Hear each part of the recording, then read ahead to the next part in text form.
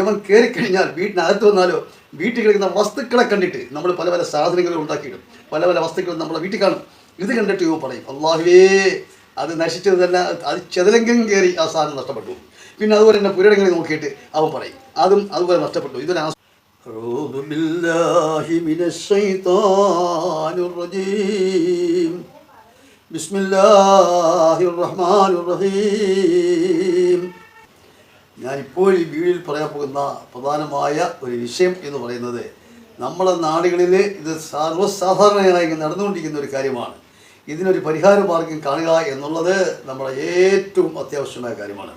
അതിനുവേണ്ടി തന്നെ അല്ലാഹു സുബ്ഹാനഹു വ തആല ഖുർആനിൽ പ്രത്യേകമായ ആയത്തുകൾ ദിക്റുകൾ ഒക്കെ ഇറക്കിയിട്ടുണ്ട്. അത് നമ്മൾ കണ്ടുപിടിച്ച് മനസ്സിലാക്കിയിട്ട് അത് കൈകാര്യം ചെയ്ത് കഴിഞ്ഞാൽ ഈ വിപത്തിൽ നിന്ന്, ഈ ശപിക്കപ്പെട്ട വിപത്തിൽ നിന്നും നമുക്ക് നമ്മുടെ കുടുംബത്തെയും രക്ഷപ്പെടാൻ കഴിയും. കാരണം മറ്റൊന്നുമല്ല, കമ്പയർ അഥവാ അസൂയൊക്കെ ഉള്ള ആൾക്കാർ ഈ രാജ്യത്ത് ഒരുപാട് പേരുണ്ട്. നമ്മുടെ ഓരോരുത്തരുടെ കുടുംബങ്ങളിൽ തന്നെയും അത്തരം ആൾക്കാർ കാണും. അവരെ കണ്ണുകൊണ്ട് നോക്കിക്കഴിഞ്ഞാൽ ആ വസ്തു നഷ്ടപ്പെട്ടു പോവുകയാണ്. കാരണം ഇവർ ശപിക്കപ്പെട്ട ആൾക്കാരാണ്. അള്ളാഹു ശപിക്കപ്പെട്ട ആൾക്കാരെന്ന് തന്നെ നമുക്ക് തീർത്ത് പറയാം. കാര്യം എന്ന് വെച്ചാൽ അങ്ങനെയുള്ള ആൾക്കാർക്കാണല്ലോ അള്ളാഹു ഇത് കൊടുക്കുന്നത്. അവൻ്റെ കണ്ണിനകത്ത് അള്ളാഹു കൊടുത്തിരിക്കുന്ന ഒരു വിഷമാണ്, പോയിസനാണ്, ഭയങ്കര കട്ടിയുള്ളൊരു സാധനം അള്ളാഹു സുബ്ഹാനഹു വ തആല ഈ വ്യക്തിക്ക് കൊടുത്തിരിക്കുകയാണ്. അപ്പോൾ ഈ കണ്ണുകൊണ്ട് ഇദ്ദേഹം ഏത് വസ്തുവിനെയാണോ ഇവൻ തുറച്ചു നോക്കുന്നത് ആ വസ്തു നഷ്ടത്തിലായി പോകും. അപ്പോൾ അത് മുഖാന്തരം ഇവൻ അസൂയ ഉണ്ടാവും. ഒരു പുരയിടത്തിൽ വന്നു കയറി ഒരു വലിയൊരു പുരയിടം, അവിടെ ഒരു വീട് നല്ല സുന്ദരമായ ഇതിൽ കൂടിയൊക്കെ ആൾക്കാരെ അവൻ്റെ വേണ്ടപ്പെട്ടവരൊക്കെ താമസിച്ചുകൊണ്ടിരിക്കുകയാണ്. ആ താമസിക്കുന്ന നേരത്തെ ഈ ബന്ധുവാകുന്ന ഈ മനുഷ്യൻ, ഈ കണ്ണിന് വിഷമുള്ള ഈ മഹാൻ വീട്ടിൽ വന്ന് കയറുക. ഇവൻ കയറിക്കഴിഞ്ഞാൽ വീട്ടിനകത്ത് വന്നാലോ വീട്ടിൽ കിടക്കുന്ന വസ്തുക്കളെ കണ്ടിട്ട് നമ്മൾ പല പല സാധനങ്ങളും ഉണ്ടാക്കിയിടും, പല പല വസ്തുക്കളും നമ്മളെ വീട്ടിൽ കാണും. ഇത് കണ്ടിട്ട് ഇവൻ പറയും അല്ലാഹുവേ അത് നശിച്ചതല്ല, അത് ചെതലെങ്കിലും കയറി ആ സാധനം നഷ്ടപ്പെട്ടു. പിന്നെ അതുപോലെ തന്നെ പുരടങ്ങളിൽ നോക്കിയിട്ട് അവൻ പറയും അതും അതുപോലെ നഷ്ടപ്പെട്ടു. ഇതൊരു അസൂയാണ്. കമ്പയർ എന്ന് പറയുന്നത് കമ്പയർ മാത്രമല്ല, അവന് അസൂയ ഉണ്ടാവും. ഇതെല്ലാം കണ്ട് അസൂയ ഉണ്ടാവും. അപ്പോൾ ഇതെല്ലാം അങ്ങോട്ട് കഴിഞ്ഞതിന് ശേഷം പിന്നെ അവൻ പോകുന്ന ഭാഗം എന്ന് പറഞ്ഞാൽ ഇവരുടെ ജോലി, ഇവരുടെ കാര്യങ്ങൾ, ഇവരുടെ ജീവിതനിലവാരങ്ങൾ എങ്ങനെയൊക്കെ ഉണ്ടെന്നുള്ളൊരു അന്വേഷണം ഇയാൾ അവിടെ ഇരുന്നുകൊണ്ട് തന്നെ അന്വേഷിച്ചിട്ട് നമ്മുടെ പിള്ളേരെടുത്തോ മറ്റാരെങ്കിലുമൊക്കെ ചോദിച്ച് വിവരങ്ങളൊക്കെ അറിഞ്ഞിട്ട് അവസാനം അത് വെച്ച് ഇവർ കുറേ അസൂയ ഉയർന്നു പോയല്ലോ, വളരെ ഉയർച്ചയിലെത്തിയല്ലോ. നിങ്ങളൊരു സമയത്തൊക്കെ അവിടെ ഇന്ന രീതിയിൽ കിടന്ന ആൾക്കാരല്ലേ, ഇപ്പം നിങ്ങളൊക്കെ അങ്ങ് ഉന്നതമായ നിലയിൽ എത്തിയല്ലോ, ഇപ്പം നിങ്ങളെ പ്ലാനൊക്കെ അങ്ങ് മാറി, നിങ്ങൾ നമ്മൾ ഉദ്ദേശിച്ചിടത്തൊന്നും അല്ല എന്നൊക്കെയുള്ള ഒരു ചിന്താഗതി കൂടിയുള്ള ഒരു കുശുമ്പ് എന്ന് പറയുന്ന ഒരു സാധനമുണ്ട്. അത് വെച്ചുള്ള ഒരു വർത്തമാനങ്ങൾ ഈ കൂട്ടർ ചെയ്യും. അവരെയും നമ്മൾ പ്രത്യേകമായി നമ്മൾ സൂക്ഷിക്കണം. അപ്പോൾ ഇത്തരം ആൾക്കാർ വരുമ്പോഴേ നമ്മൾ കൂടുതൽ വിനയമൊന്നും അവരോട് നമ്മൾ കാണിക്കരുത്. ഒരുപക്ഷെ നമ്മൾ ഏറ്റവും അടുത്ത് സ്വന്തക്കാരായിരിക്കും, എന്നാൽ തന്നെ വലിയ വിനയമൊന്നും കാണിക്കേണ്ട കാര്യം. വലിയ വിനയമൊക്കെ കാണിച്ചാൽ നമ്മുടെ കുടുംബം നശിച്ചു പോകുന്നത് ആദ്യമായിട്ട് നമ്മൾ മനസ്സിലാക്കണം. നമ്മളെ മാമ ആയിരിക്കും വന്നത്, അല്ലെങ്കിൽ നമ്മുടെ കൊച്ചാപ്പ ആയിരിക്കും, അല്ലെങ്കിൽ നമ്മുടെ അളിയനായിരിക്കും, അല്ലെങ്കിൽ ഒരു സുഹൃത്തായിരിക്കും, അല്ലെങ്കിൽ ഒരു അയൽവാസി ആയിരിക്കും, ആരും ആയിക്കോട്ടെ. അപ്പം ഇത്തരം ആൾക്കാരെന്ന് വെച്ചാൽ അവരെ നാട്ടിൽ പറഞ്ഞ് തന്നെ നമുക്കറിയാം ഇന്നയാളുടെ കണ്ണ് പെടുന്നയാളാണ്, കമ്പയർ കിട്ടുന്നയാളാണ്, അസൂയ ഉള്ളൊരു മനുഷ്യനാണെന്ന് നാട്ടിൽ തന്നെ പറഞ്ഞ് പരത്തിലുണ്ട്. നമ്മുടെ സ്വന്തക്കാരനായാലും ശരി, ആരായാലും ശരി, ഈ പരത്തിലുണ്ട്. അപ്പോൾ ഇത് വെച്ച് നമുക്കറിയാൻ കഴിയും അദ്ദേഹം വരുന്നുണ്ട്, ഈ ഒരു തോന്നൽ നമുക്കുണ്ടാകും. അങ്ങനെ വരുമ്പോൾ നമ്മളെ ഭദ്രത, നമ്മുടെ ജീവിത ഭദ്രത നമ്മളിൽ തന്നെ ഉണ്ടായിരിക്കണം. നമ്മളത് വിട്ടുകളെ നമ്മളത് സൂക്ഷിച്ച് തന്നെ അത്തരം ആൾക്കാരുമായിട്ടുള്ള പെരുമാറ്റം നടത്തേണ്ടത്. ഇല്ല എങ്കിൽ വല്ലാഹി സത്യം ഇതെല്ലാം അങ്ങ് നഷ്ടത്തിലായി പോകും. നമ്മൾ വളരെ അങ്ങ് സൂക്ഷിക്കണം. ഭൂരിപക്ഷം ആൾക്കാരെയും അല്ലാഹു സുബ്ഹാനഹു വ തആല ഈ കൺവിഷം കൊടുത്ത് വിട്ടിട്ടുണ്ട്. കൺവിഷം വലിയൊരു അസുഖമാണ്, വലിയൊരു രോഗമാണിത്. അത് ശപിക്കപ്പെട്ട ഒരു വിഭാഗത്തിന് അല്ലാഹു തആല കൊടുക്കുന്നതാണ്. അതുകൊണ്ട് ഇതിനെ മാറിക്കിട്ടുന്നതിന് വേണ്ടി, ഇതിനെ എന്നേക്കുമായി മാറ്റുന്നതിന് വേണ്ടി അല്ലാഹു സുബ്ഹാനഹു വ തആലയുടെ പരിശുദ്ധമായ ഖുർആനിൽ തന്നെ, ഖുർആൻ കൊണ്ട് നമ്മളെ പഠിപ്പിച്ചിരിക്കുന്നു, ദിക്ർ കൊണ്ട് നമ്മളെ പഠിപ്പിച്ചിരിക്കുന്നു. ആ ഖുർആനിലെ ദിക്ർ നമ്മളങ്ങ് ചൊല്ലിക്കഴിഞ്ഞാൽ പടച്ചവരേ, ഇത്തരം ആൾക്കാർ നമ്മളെ വീട്ടിൽ വന്നു കഴിഞ്ഞാൽ നമ്മളെ കണ്ടു കഴിയോ, അവരെന്തെങ്കിലും സംസാരിക്കുകയോ ചെയ്തു കഴിഞ്ഞാൽ ഇത് എറിക്കുകയില്ല.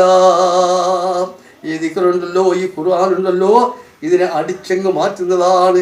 നമുക്കിത്തരം ആൾക്കാരിൽ നിന്നും നമുക്കങ്ങ് രക്ഷപ്പെടാനുള്ള ഏക ഒരു ഉപാധിയാണ് പരിശുദ്ധമായ ഖുർആനിൽ അള്ളാഹു പറഞ്ഞിട്ടുള്ള ദിക്ർ. ആ ദിക്ർ വലിയ ദിക്ർ, വലിയ പാടെന്നുള്ള ദിക്റൊന്നുമല്ല, ഒരു നിസ്സാരമായിട്ട് നമുക്ക് ഇത് ചെല്ലാവുന്ന ദിക്റാണ്. ഈ ദിക്ർ എന്ന് പറയുന്നത് കൂടുതലൊന്നുമില്ല. ഈ ദിക്ർ നിങ്ങൾ ചെല്ലുമ്പോൾ അള്ളാഹുവിൽ തവക്കൽ വെച്ചുകൊണ്ട് ബിസ്മില്ലാഹിർ റഹ്മാനിർ റഹീം പറഞ്ഞ് ഒരു 33 പ്രാവശ്യം ആദ്യ സമയത്ത് നിങ്ങൾ വീട്ടിൽ നിന്ന് ചെല്ലണം. ഇതൊക്കെ ചെല്ലിക്കഴിഞ്ഞാൽ ഇത്തരം ആൾക്കാരുടെ ശല്യത്തിൽ നിന്നും അവരുടെ നോട്ടത്തിൽ നിന്നും അവരുടെ അസൂയയിൽ നിന്നും എല്ലാം നമ്മുടെ കുടുംബവും രക്ഷപ്പെടും. ഇത് ഇങ്ങനെ ചെല്ലി വരുമ്പോഴേ ആദ്യം ഒരു 33 പ്രാവശ്യം നിങ്ങൾ ചെല്ലി നിർത്തി നിങ്ങൾ പടച്ചവനോട് നിങ്ങൾ ദുആ അരക്കണം. എങ്ങനെ ദുആ അരക്കണമെന്ന് ചോദിച്ചാൽ ആദ്യത്തെ ദുആയുടെ തുടക്കം അൽഹംദുലില്ലാഹി റബ്ബിൽ ആലമീൻ അല്ലാഹു സല്ലി അലാ സയ്യിദനാ മുഹമ്മദ് വഅലാ ആലി സയ്യിദനാ മുഹമ്മദ് പറഞ്ഞിട്ട് പടച്ച തമ്പുരാനെ ഇന്ന കാര്യങ്ങളാണ്, ഈ കാര്യങ്ങളിൽ നിന്നെല്ലാം എന്നെയും എൻ്റെ കുടുംബത്തെയും എൻ്റെ സ്വത്തിനെയും എൻ്റെ മുതലിനെയും എനിക്കുള്ള എല്ലാ വസ്തുക്കളിൽ നിന്നും പടച്ചവനെ നിൻ്റെ കാവൽ തരണേ അല്ലാ, നീ സഹായിക്കണേ അല്ലാ, എല്ലാ ഹൈറാക്കി തന്നെ അല്ലാ എന്ന് പറഞ്ഞ് അൽഹംദുലില്ലാഹി റബ്ബിൽ ആലമീൻ പറയാൻ അത് വാങ്ങി തീർക്കണം. എന്നിട്ട് നിങ്ങൾ പിന്നീട് ഇത് ചെല്ലണം. ഇത് എത്ര ചെല്ലണമെന്ന് ചോദിച്ചാൽ ഇത് ചെല്ലിയതിന് ശേഷം നിങ്ങൾ ദുആ ഇരുന്നാൽ മതി. ഈ 33 പ്രാവശ്യം നിങ്ങൾ ചെല്ലിയിട്ട് ഇത് ദുആ ഇരുന്നാൽ മതി. എന്നിട്ട് ഈ സംഭവം എന്ന് പറയുന്നത് ഒരു 3 മാസം ഒരു 6 മാസം കൂടുമ്പോഴൊക്കെ വീണ്ടും നിങ്ങൾക്ക് ചെല്ലാമല്ലോ. പിന്നെ കിട്ടുന്ന സമയത്തൊക്കെ നിങ്ങൾക്ക് ഈ ദിക്ർ ചെല്ലാമല്ലോ. ഇതിനൊന്നും ഒരു ബുദ്ധിമുട്ടില്ല. ഇതാർക്കും പൈസ ഒന്നും കൊടുക്കേണ്ട, ഒരു ബുദ്ധിമുട്ടും പ്രയാസമൊന്നുള്ള കാര്യമല്ല. അപ്പോൾ ഈ ദിക്ർ ഞാനിവിടെ ചെല്ലാൻ പോവുകയാണ്. ഇത് നിങ്ങൾ ചെല്ലുമ്പോൾ ആദ്യം ഒരു 33 പ്രാവശ്യം ചെല്ലിയേക്കണം.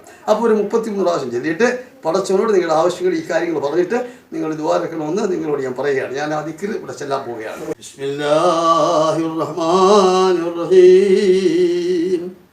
ബിസ്മില്ലാഹി അല്ലാഹുമ്മ അദ്ഹിബ് ഹർറഹാ വബർദഹാ വസുബഹാ.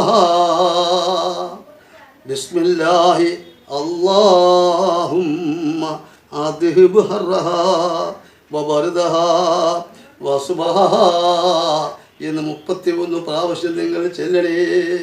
33 പ്രാവശ്യം നിങ്ങൾ ചെല്ലിയിട്ട് അള്ളാഹുവിനോട് നിങ്ങൾ ദുആ ചെയ്ത് കഴിഞ്ഞാൽ ഒരു കണ്ണേറ്, ഒരു കമ്പേറ്, ഒരു സൂയ തുടങ്ങിയുള്ള ഉറച്ച വിപത്തുകൾ പോലും നിങ്ങൾക്കും നിങ്ങളുടെ കുടുംബങ്ങളിലും ഉള്ളവർക്കും അതൊന്നും ഞെരിക്കുകയില്ല.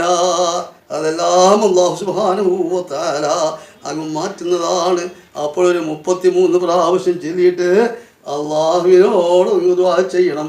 അത് കഴിഞ്ഞതിന് ശേഷം പിന്നെ നിങ്ങൾ ചെയ്യാനൊരു 3 മാസമൊക്കെ കഴിയുമ്പം ഇത് വീണ്ടും വീണ്ടും ഒന്ന് ആവർത്തിക്കണ്ടേ? നമ്മുടെ ജീവിതം കിടക്കുകയല്ലയോ? 3 മാസം 2 മാസമൊക്കെ കൂടുമ്പോൾ ഇതൊന്ന് ചെല്ലണം. ആകെ ഒരു 4 വാക്കുകളല്ലേ ഉള്ളു.